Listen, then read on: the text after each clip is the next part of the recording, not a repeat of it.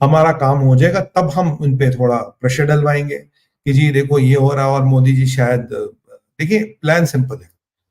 Modi ji meeting के लिए मान गए तो बहुत अच्छी बात है, मीटिंग से कुछ मिला तो अच्छी बात है, नहीं मिला तो कम से कम मोदी जी की छवि तो खराब हो ही जाएंगी। फिर कांग्रेस वाले बोलेंगे, फिर यहाँ सारे लोग बोलेंगे 56 इंच की छाती कहाँ गई, क्या बोल रहे थे पाकिस्तान का ये कर लेंगे वो कर लेंगे, कहाँ गया, पाकिस्तान के खिलाफ स्टेटमेंट नहीं दे रहे हो, क्या हुआ।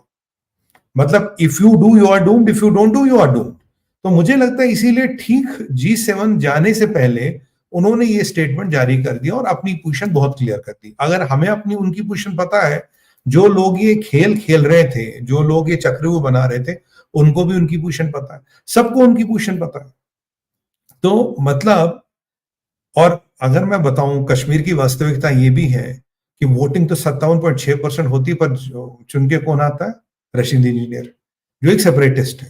तो ये जो आप कहते हो ना कि दिल बदला है नहीं बदला, इस पे मेरा बड़ा क्वेश्चन मार्क है, इस पे मेरा बड़ा क्वेश्चन मार्क है। क्योंकि सजाद लोन या Omar Abdullah are much better people, या Omar is a much better person than Rashid engineer. तो ये इन सब चीजों को ना सर एक वास्तविक रूप में देखना पड़ेगा। ये इस्लामिक टेरर था, है और रहेगा, इसको आप बदल नहीं सकते, इसके आप जो बेसिक्स है उसको बदल नहीं सकते। हाँ, अलतकिया के नए नए फ्लेवर आएंगे, अलतकिया के नए नए खिलाड़ी आएंगे, it is up to us कि do we want to believe them और we take them with a pinch of salt. ये, और मैं ये किसी व्यक्ति विशेष की बात नहीं कर रहा हूं, ये पिछले 70-72 साल से वहां हो रहा है। नया नया खिलाड़ी, कोई नया खिलाड़ी, कोई महिला हो मेल हो, हर एक को गेम में उतारा जाता, 2-4 साल उसको यूज किया जाता, नया, उसके बाद नया, उसके बाद नया, यही वहां 70-72 साल से हो रहा है। It's a constant tale of betrayal. और अब आप बोलिए, अगर आप ये टीआरएफ वाले कह रहे हैं और ये लश्कर तोयबा जो अशरफ बेसिकली अगर ये कह रहे हैं जी हम टूरिस्टों को अटैक करेंगे, तो इसका मतलब क्या है, इसका मतलब क्या है, और टूरिस्ट कौन सा अटैक होता है ये भी आपको पता है। तो अब जो मोदी जी का बिल्कुल स्टेटमेंट आया है कि भाई जो करना है करो और जिसको जैसे रोकना रोको। तो अब देखिए उसमें कुछ कोलैटरल डैमेज होगा यहाँ पे ग्राउंड पे रोकने पे, तो उसके लिए सबको तैयार रहना पड़ेगा। मतलब सिविलियंस का भी अनफॉर्चुनेट बात है कि civilians can also get impacted, which is very unfortunate. क्योंकि देखिए पाकिस्तान की मंशा बिल्कुल क्लियर है, पाकिस्तान इसको इजराइल बनाना चाहता है। भले इजराइल एक सिचुएशन आ जाए, यहाँ अटैक हुआ, आज यहाँ अटैक हुआ, आज यहाँ हुआ। इजराइल में एक यूनिकनेस क्या है, एक बस स्टॉप खड़ा है, बस स्टॉप पे एक आईडीएफ का सोल्जर खड़ा है, एक 13 साल का बच्चा आता है, टाइम पूछता है, वो गड़ी में यूं देखता तो वो अपना निकाल के चाकू मारता है। अगर सोल्जर इज नॉट स्विफ्ट, वो चाकू उसके अंदर है, ही इज डेड। कोई आके हैंड ग्रेनेड मार जाता है, तो वहां मतलब लाइफ एंड डेथ को एग्जिस्ट। तो कुछ हो जाता है, या तो ये मरेगा या वो मरेगा, और आधे घंटे बाद एवरीथिंग विल बी नॉर्मल। तो ये जो पाकिस्तान टारगेटेड किलिंग्स करा रहा है हिंदुओं की, चुन चुन के हिंदुओं की किलिंग करा रहा है, that is to put pressure on Modi government. वो बहुत कोशिश है कि फोर्सेस यहां लाओ ताकि चाइना के लिए वहां जो मैदान है वो खाली रहेगा, क्योंकि अल्टीमेटली कर रहा है ये चाइना के कहने पे है। और आप इस आसिम मुनीर को हल्के में न लें, ये बहुत ही गंदा और गलीस आदमी है। And because he has seen all these 3 posts, he knows how to play the organised game. और इन्होंने पूरी कोशिश की थी। और ये देखिए आप, ये अटैक श्री सर कब होते हैं, शपथ ग्रहण के दिन। अगर अटैक पहले करते तो ये पहले मैंने कहा था कभी नहीं करेंगे, कि इनको पता कि उसका चुनावी हेल्प मोदी जी को मिलेगा। If they do it 1 month back, ये 4 जून की बाय मान लीजिए 4 मई को करते, तो इसका अटैक, इसका बेनिफिट मोदी जी को मिल सकता था। इसलिए उन्होंने they waited for Modi ji का शपथ ग्रहण। 9 तारीख को शपथ ग्रहण था, 9 तारीख को ही शुरू किया, 9 मई को शुरू क्यों नहीं किया, 9 जून को ही क्यों शुरू किया, 9 मई को शुरू करते ना। 9 मई को शुरू नहीं करेंगे, they don't want any advantage to go to Modi. Pulwama भी इसलिए इन्होंने किया था कि इन्होंने सोचा नहीं था मोदी जी इतना बड़ा एक्शन लेंगे, बोला यार इतने लोग मर गए तो मोदी स्टार्स आर डूम्ड। अब इतना बड़ा एक्शन हो गया तो दे थॉट कि मोदी इज मनमोहन, ये तो एक्शन करेगा नहीं। तो अब देश की जो अपेक्षा है वो है कि बहुत बड़े एक्शन की, क्योंकि अब की बार पूरे देश का मूड आप देखें, पूरे देश का मूड है रावलपिंडी को ध्वस्त करना। पूरे देश का मूड है कि अब टेररिस्टों पे नहीं, टेररिस्टों को तो हम यही मार देंगे जो जो आएगा। जो इनके ये फौजी हैं, हमें इनकी लाशें चाहिए, we want their dead bodies. पूरे देश का मूड है कि पाकिस्तान को ऐसा सखर सिखा दो कि सांप का सर काट दो, अब की बार वो फन उसका काट दिया जाए परमानेंटली। और जिस फौजी ने इनको हेल्प किए, जो फौजी इनके साथ इन्वॉल्व थे, let the disaster and death knock at his door. ये इस पूरी जनता का मूड है। अब उसके लिए क्या करना है, कैसे करना है, जैसे मैंने आपको बोला था, मेरा पर्सनल आकलन है ये 26 तारीख के बाद ही होगा, 26 से पहले नहीं होगा। उसके कुछ कारण हैं, उसमें अभी नहीं जाएंगे। तो क्योंकि तैयारी भी करनी होती है, सब कुछ करनी होती है, तो अब पाकिस्तान तो तैयार रहेगा सर, क्योंकि मोदी जी का स्टेटमेंट बहुत क्लियर है, do what it needs to be done. तो उसके लिए हर विकल्प खुले। हमें अपना चाइना का साइड भी बॉर्डर देखना पड़ेगा, हमें अपना बांग्लादेश के परिप्रेक्ष्य में भी चीजों को स्टडी करना पड़ेगा, क्योंकि बांग्लादेश में भी कुछ बहुत अच्छी स्थितियां नहीं है। तो हमें हर तरफ से अपने आप को देखना पड़ेगा, और जो स्थिति बनेगी उसके हिसाब से हमें एक्ट करना पड़ेगा। और क्या ये अटैक बढ़ेंगे? मेरा आकलन है श्री सर, ये अटैक बढ़ेंगे, क्योंकि मेरा आकलन है कि अभी भी कुछ टेररिस्ट खुले घूम रहे हो, नई इन्फिल्ट्रेशन बिट्स कराते रहेंगे कराते रहेंगे, क्योंकि अब समर मंथ है, समर में इन्फिल्ट्रेशन आप जानते हैं बढ़ जाती है, अक्टूबर नवंबर के बाद ही घट जाती है। तो ये इन्फिल्ट्रेशन कराते रहेंगे, इसमें कोई डाउट नहीं है। But I am very happy कि जाने से पहले मोदी जी ने एक स्टेटमेंट दे दिया, जिससे पाकिस्तान में G7 में और जो भी ISPR या ISI की साजिशें थी उनका मुंह तोड़ जवाब मिल गया। हमारे DIG साहब ने जो ओवरग्राउंड वर्कर्स को लेके बोला, ये हम अपील बहुत टाइम से करते रहे पी गुरुज के माध्यम से, कि ओवरग्राउंड वर्कर को भी 101% आतंकवादी मानना पड़ेगा, उस पर कोई रियायत no. I am very happy to see this. हाँ, अनफॉर्चुनेट कोलैटरल डैमेज होगा, बट अब भारत बहुत हो गया है। और इसके माध्यम से हम एक और मैसेज भी दे रहे हैं। हम ये मैसेज दे रहे हैं, देखो भैया, यहां अमेरिकन वेपन कैसे पहुंच जाता है इन टेररिस्ट के पास, इसका जवाब दे।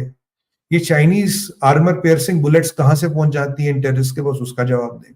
अब जो कोई भी हेल्प कर रहा है दुनिया में, कोई भी हेल्प कर रहा हो, our message is very simple and clear, it doesn't matter who you are, will do what we have to do.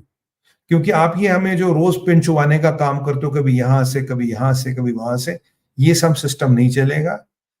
इधर you have to be our friends और you don't have to be our friends. तो ये सोमवार को friend हूं, मंगलवार को नहीं हूं, बुधवार को फिर फ्रेंड हूं, थर्सडे को नहीं हूं, ये सब चीजें नहीं चलेंगी। और कश्मीर को लेके हमें एक नई स्ट्रैटेजी बनानी पड़ेगी, और ये जितने भी इस्लामिस्ट हैं, जितने भी आतंकवादी और जितना इनका सपोर्ट सिस्टम है, उसको बहुत बेदर्दी से कुचलना पड़ेगा। Mercilessly they have to be kind of eliminated, क्योंकि न ये फिर कश्मीर को चलने देंगे, न ये वहां की नॉर्मल जनता को चैन से सांस लेने देंगे, और न ही हमारे यहाँ लोगों को ये चैन से सांस लेने देंगे। तो इन इस्लामिस्ट और पाकिस्तान सपोर्टर्स को तो एलिमिनेट करना ही पड़ेगा, और कोई ऑप्शन नहीं है। और इनका जितना भी सपोर्ट सिस्टम है, जहां कहीं से भी आता है, सबको हमें एलिमिनेट करना पड़ेगा। अब सवाल ये आता है श्री सर की विकल्प क्या है, व्हाट आर आवर ऑप्शंस? जी, आप कुछ कह रहे थे, then I will go to विकल्प। या ये मैं सिर्फ एक कमेंट देना चाहता हूं कि अब इस इन्फिल्ट्रेशन कैसे हो रहा है। देखिए दोस्तों, यहाँ क्या होता है, यहाँ यह जो एरिया है, यहाँ पर कई गुफाएं हैं, और आपकी जो फेंसिंग जो बनी है वह 20 लोगों को 30 लोगों को एक बार अंदर आने से रोक सकते हैं, लेकिन 3-3 अगर आएंगे, वो भी 3 बजे सुबह में आएंगे, एक एक करके आएगा, तो थोड़ा मुश्किल है इनको पकड़ना। ये आकर क्या करते हैं, ये गुफा में जाकर बस जाते हैं। यहाँ पर ही OGW का बहुत बड़ा ये होता है, उसका कंट्रीब्यूशन होता है, क्योंकि वहां पर ये लोग पहले से जाकर खाना स्टॉक करके रखते हैं, खाना पीना सब चीज, तो इनको कई दिन तक वहां रह सकते हैं। तो आप ये ना समझे कि ये कल परसों आए थे यहाँ से, नहीं नहीं नहीं, ये पता नहीं कब आए थे, बस उतना ही हम सोच सकते हैं। तो यहाँ थोड़ा ये एक जो टेरेन जो है, थोड़ा सा मुश्किल का टेरेन है। इसके बारे में मैंने अध्ययन किया है, एक किताब में, मेरे किताब में, आने वाले किताब में आएगा इसके बारे में क्या हो रहा है। तो I just wanted to let our friends know कि भाई इसमें थोड़ा इट्स नॉट सो इजी, रोक नहीं सकते आप, सील नहीं कर सकते। Over to you sir. 2-3 minute में we can conclude and then we can take questions, lots of questions. मैं बिल्कुल एक 2-3 चीज मैं बता रहा हूँ। श्री सर ने बड़ा अच्छा पॉइंट बताया। पहली बार ये समझिए, एक साथ नहीं आते कभी भी, ये 3 भी एक साथ नहीं आएंगे, एक एक करके आएंगे, क्योंकि मर गया एक, मर गया तो 2 बच गए। मतलब they for them they are disposable, they are like disposable toilet paper, इन्हें फर्क नहीं पड़ता पाकिस्तान को। दूसरी बात, हमारा वीडियो ना, ये हम यूट्यूब वाले और लोग रेस्ट्रिक्ट कर देते हैं, मेरे सोशल मीडिया को रेस्ट्रिक्ट कर रखा है। मुझे फर्क नहीं पड़ता, जबकि क्यों, बट जो फेसबुक से, जो इन चीजों से जो अभी रेडिकलाइजेशन होता है, जो रिक्रूटमेंट होता है, उसको कोई रेस्ट्रिक्ट नहीं करता। अभी जो ऑनलाइन ये what do call this, online radicalisation हो रही है, उसको रेस्ट्रिक्ट नहीं करता है। ये जो जिहाद की मैनुअल्स भेजी जा रही है टेररिस्ट तक, उसे कोई रेस्ट्रिक्ट नहीं करता। ये जो बुरहान वानी आता था ना सर, वो फेसबुक लाइव करता था कि आज हमने जी ये कर दिया, आज हमने जी वो कर दिया, वो सब ठीक था, मतलब Sumit Peer is a great threat to the national security, और श्री अय्यर तो दुनिया का थ्रेट है, तो इसलिए हम दोनों को रेस्ट्रिक्ट कर दो, पर बुरहान वानी को किसी ने रेस्ट्रिक्ट नहीं किया था। ये देखिए इकोसिस्टम कहां कहां तक चलता है। तो ये जो इकोसिस्टम है आपको समझना पड़ेगा, इलेक्ट्रॉनिक मीडिया का पूरा पूरा उपयोग हो रहा है, और एज पर जेएंडके पुलिस कुछ लोग को जबरदस्ती भी टेररिस्ट बनाया जा रहा है। मैं इसको डिनाई नहीं करूंगा, बट वो 5% हो सकता है। और एक बात तो हमें सर बिल्कुल खुल के बोलनी पड़ेगी, भाई पाकिस्तानी टेररिस्ट 5% होगा, 95% पाकिस्तानी टेररिस्ट नहीं है। 5% होगा ना, अगर 100 टेररिस्ट है तो 5 पाकिस्तानी मूल के होंगे, 95 पाकिस्तानी मूल के नहीं है। ये एक समस्या है जिसको मानना पड़ेगा। रेडिकलाइजेशन वहां हुआ है, अभी जहाद को वहां नया फैड बनाया गया बुरहान वानी के बाद, मतलब एक यंग लोगों को एक बड़ा प्रोत्साहित किया गया, बहुत बड़ा फैड है ये। और ये जो पाकिस्तान से टेररिस्ट आते हैं ऐसे ऐसे ही आते, ओवरग्राउंड वर्कर्स का मेरे हिसाब से सबसे बड़ा रोल है local intel, local support, local currency, know about रसूख, टारगेट कहाँ है, कहाँ मिलेंगे, किस पे अटैक करना है, ये सारा लोकल वर्कर जो ओवरग्राउंड वर्कर्स है ये सारा वो करते हैं। और याद रखिए अभी जो 2 किलो की आईडीज मिली ना श्री सर, 6 किलो की 2 आईडीज, वो टेररिस्ट के पास नहीं मिली, मारा हुआ टेररिस्ट हो गया, पर जो उसका ओवरग्राउंड वर्कर्स का नेटवर्क था उनके पास मिली है। और 6 किलो की आईडी बहुत होती है, तो ये हमें समझना पड़ेगा। कुछ लोग इनको इंटेलेक्चुअल कवर फायर देते हैं, कुछ लोग अलतकिया का कवर फायर देते हैं, मतलब अल्टीमेटली एक पूरा सिस्टम चल रहा है जो ये मानता है कि भाजपा की सरकार जी हिंदू इकोसिस्टम है और इसको हमें तोड़ना है, मतलब ये इनका मानना है। This not. अब जल्दी से आते हैं विकल्प क्या है भारत के पास।